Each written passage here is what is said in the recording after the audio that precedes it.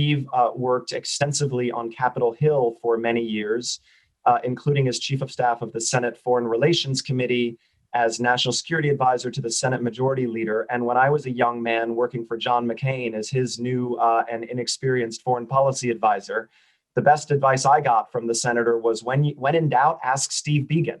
So I continue to live by that rule. Steve, we're really pleased to have you here today. Welcome. All right, we're going to kick this right off. Steve, for everybody, we're going to talk about the US, Europe, and China here for maybe 10 or 12 minutes. Then we're going to open it up to a couple questions, which will take us beyond that remit. And then we will close things out here at about 5 after the hour. So Steve, just to begin, and we look forward, obviously, to everything you have to say. This question of the US, Europe, and China. China has become a transatlantic issue. The old NATO alliance, the old US-Europe security architecture and diplomatic architecture was really designed around an era when there was a primary challenge from Russia. And what happened in Asia sort of mattered a little less. China, in many respects, has now come to Europe, not simply through Belt and Road and other investments, not simply through highly intensified diplomatic engagement, but very much in terms of acting through media outlets, running information operations, engaging in united front work. So China is using various forms of sharp power to sharpen its influence in Europe in ways that risk eroding the transatlantic alliance and comity within Europe. How can the US and Europe work together on the China challenge? And what can we learn from other countries, including Australia, that have had to deal with some of these issues? So thank you very much, Dan. And it's appropriate that we begin with this issue as this is one of the greatest challenges we face in the generation to come, not only here in the United States of America, but on the continent of Europe as well.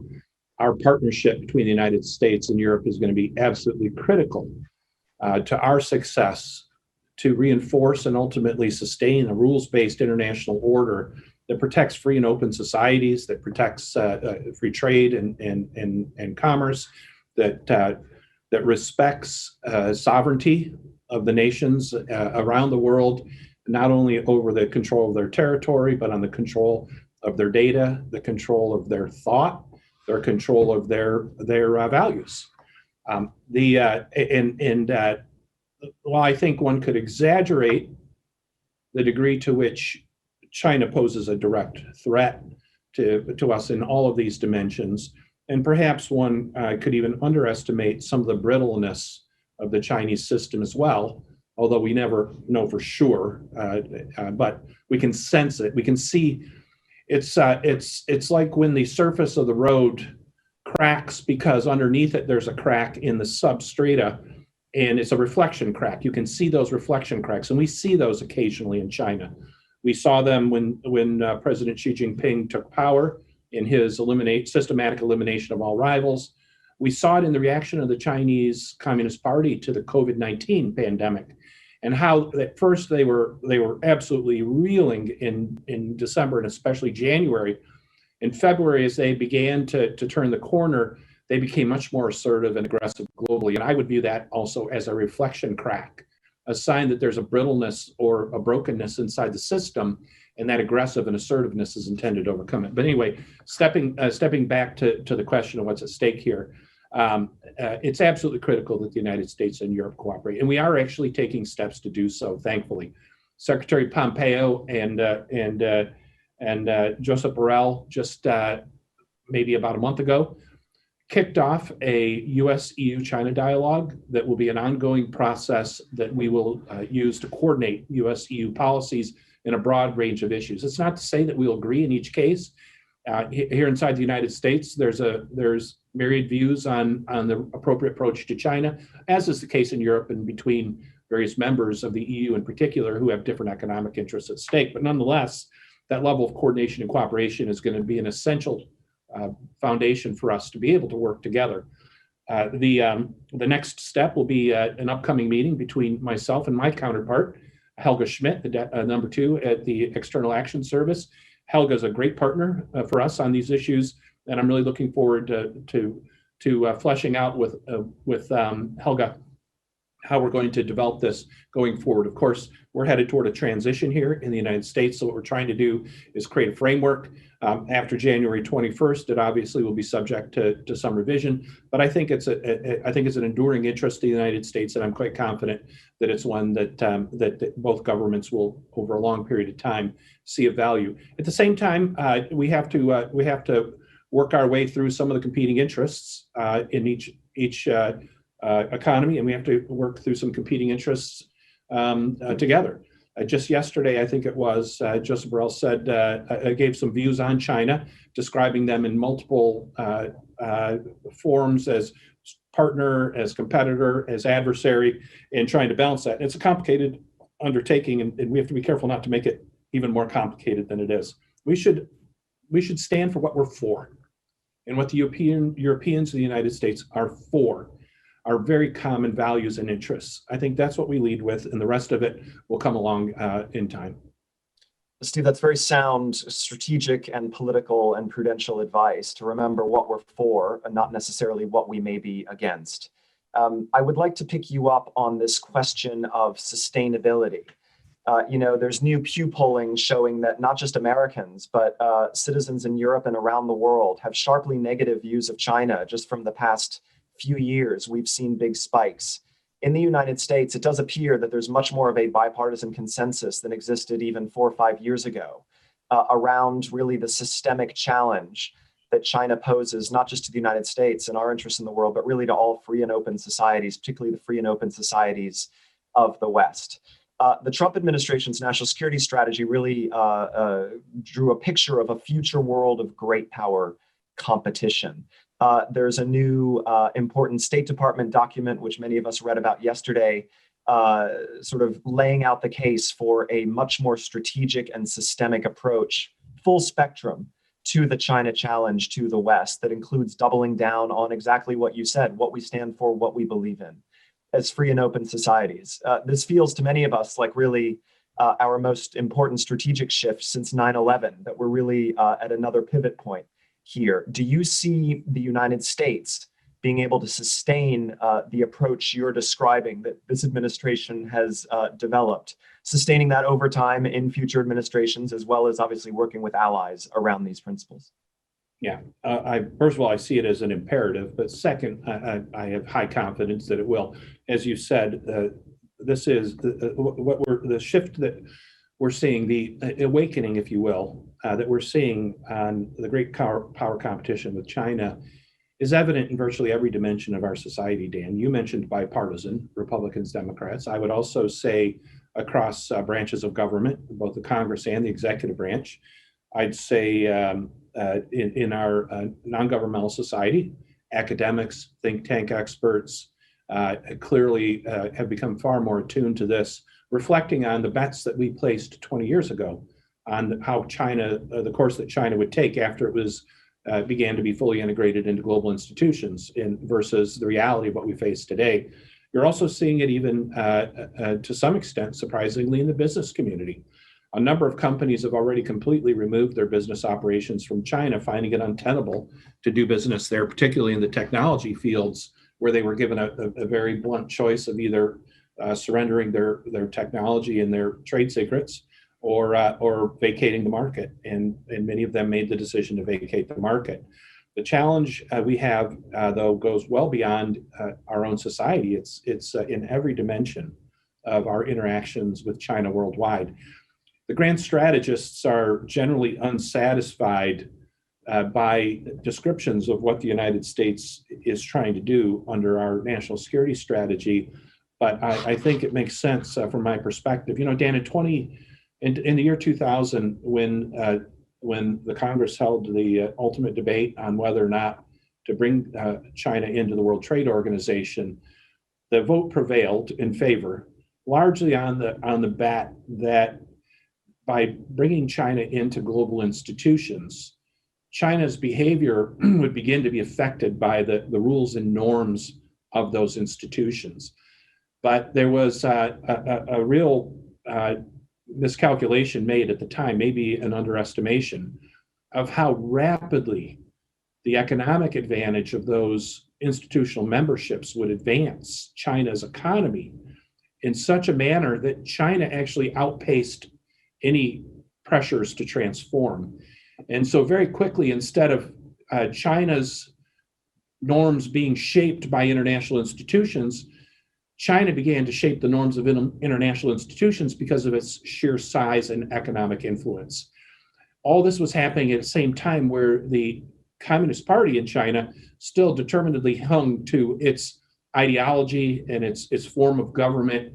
And the consequences of this are evident for all of us to see. China is a more severe and less free society today than it was 20 years ago. I think by any objective measure, that's the case.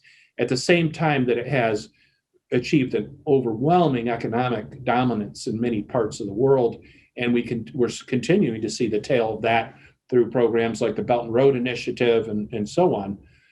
The challenge for us has been that we have kept our money on the same bet for 15, probably of the last 20 years. I'd say that the shift really started to happen at the end of the previous administration.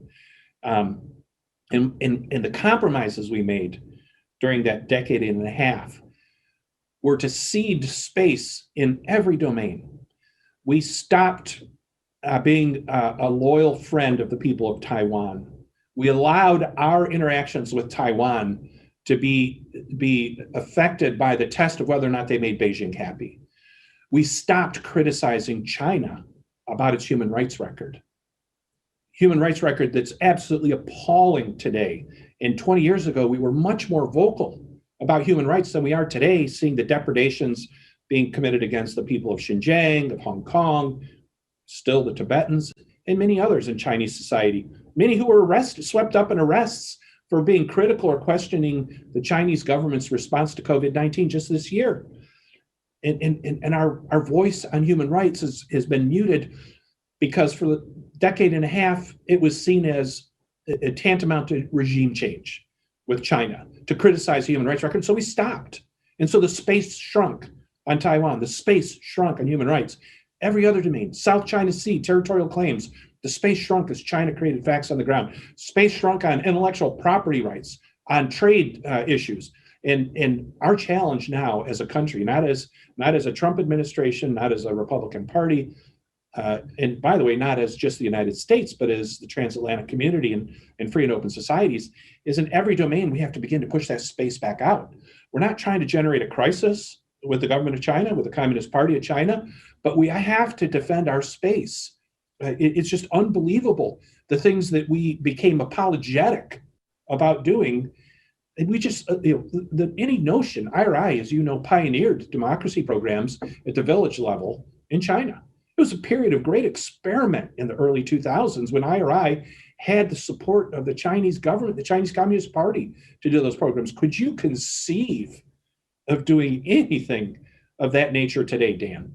That's just one very close to home anecdotal example of how this space has shrunk. And it's not going to be easy. And the Chinese will make it sound like it's a refutation of everything they stand for, that it's an attack on their regime, that it's an attempt to usurp their sovereignty, that we are the protectionists and they are the multilateralists. While we're doing it, we're just going to have to keep steadily pushing this space open until we get back to where we were when we started making those compromises 20 years ago. Steve, very well said. And I'd so appreciate your historical perspective on how both we and the Chinese have evolved. The Chinese system, unfortunately, in quite a negative direction, even as their power and influence. Can I add one point too? Yes, please. I add one point too. Please. And that doesn't mean we have to be adversaries with China. The Chinese people are not our enemy. I would even go so far as to say the Chinese Communist Party is not a monolith. We have many challenges that come from the Communist Party in China, for sure. And that is at the root of this, is the preservation of power, influence, and wealth in the Communist Party, rationalized by an ideology, but not driven by an ideology. For somebody who's been involved with China most of my career in either private sector or public sector, to comprehend the notion of China as a communist society, an egalitarian society with a distribution of wealth across all people, not each according to their not according to their work, but according to their needs, or whatever the old saying was. It doesn't have to be adversarial. It's going to be scratchy though, because the Communist Party in China is not going to give up that space easily. Okay, one more question on China, and then we're going to move out of area to a couple audience questions. Steve, your point about ideology is super interesting. Also your point about us not being enemies, of course, of the Chinese people. Some of the most inspiring people I have witnessed over the past year have been citizens of Hong Kong who simply want the rights that they were promised and guaranteed. So the Chinese system, the Chinese leadership in many regards would like to make this contestation over democracy and human rights about sort of China versus us. And actually, that's not the dynamic at all. Many, many, many people in China would like to live in a freer society. But I would like to pick you up on this question of ideology, because, and it comes back to the transatlantic relationship and the role of Europe. Europe does not want to be any kind of American pawn in a relationship with China. Europe obviously wants to make independent decisions about its relations with China. But it strikes me, and I suspect you, having worked on these issues for many years, that there still remains in parts of Europe an underappreciation of the systemic challenge, the totality of the China challenge, that this isn't simply about, which telecoms provider offers services at which price. This isn't simply about, the fact that the 17+1 is annoying because it's a deliberate effort to break up European unity, that this is something much more profound, that the Chinese are pursuing a full spectrum approach to essentially eroding the free and open world and making that world safer for Chinese authoritarian interests, safer for autocracy. And that vision, that Chinese vision of a future world, actually leaves Europe in a very uncomfortable position. So could I just draw you out on that question, please? Yeah, so just as I don't see China as a monolith, I don't see Europe as a monolith, and frankly, the United States is not monolithic either. There's going to be a difference of views. And as the old saying goes, oftentimes where you stand depends on where you sit. It's not surprising to me that Germany, whose automobile industry thrives on the back of sales in the People's Republic of China, would be a reluctant player. And that's not an indictment of Germany. It's an economic reality. Some countries are far more dependent upon the Chinese markets, and it's going to affect their judgment. As I said, that where they stand depends on where they sit. But at the same time, I think that Europe is alert to this challenge. Many countries in Europe are. Boris Johnson, the Prime Minister of the UK, struck what we viewed as a unfortunate decision on integration of Huawei into the 5G networks of the United Kingdom, and he was basically pushed back by his own members of Parliament. Even within societies, there are going to be pressures and corrective mechanisms. But the trend is good. Let me start with that. The trend is good with the Europeans. For Mr. Borrell, for his team to be working closely with us on China issues is a good sign. So I'm not pessimistic about our ability to do this. But let me say one other thing. In all candor, we also bear some responsibility for producing the circumstances for cooperative action.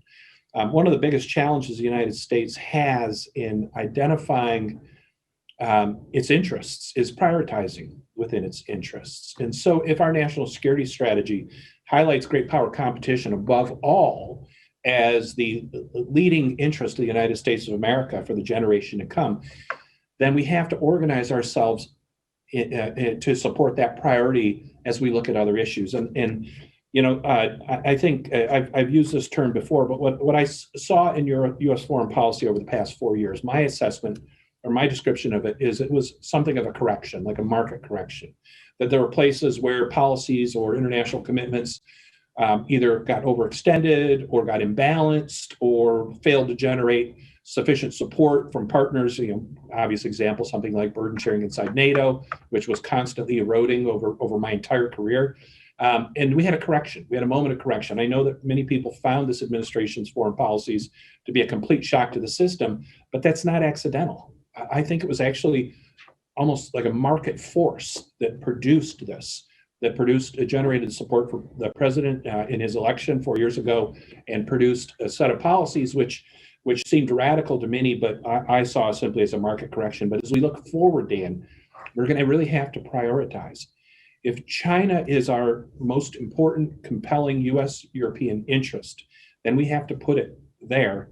Other issues, fights over hormone in beef cows, or hydrogen peroxide dipped chickens, or whatever. You get the point.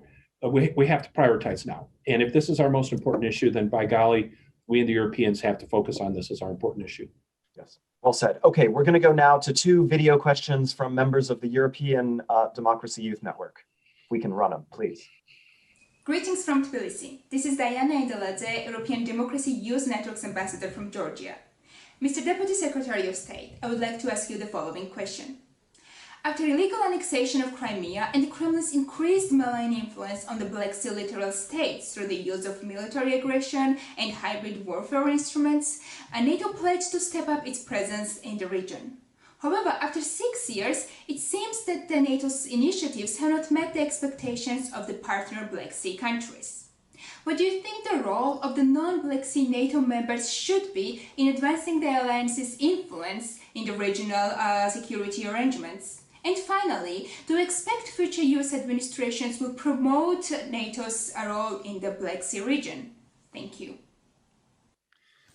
Hey Dan, I had the Secretary of State of the United States, dear all. My name is Elmas Hasanovic, and I am a Fulbright scholar from North Macedonia, and I am representing the European Democracy Youth Network.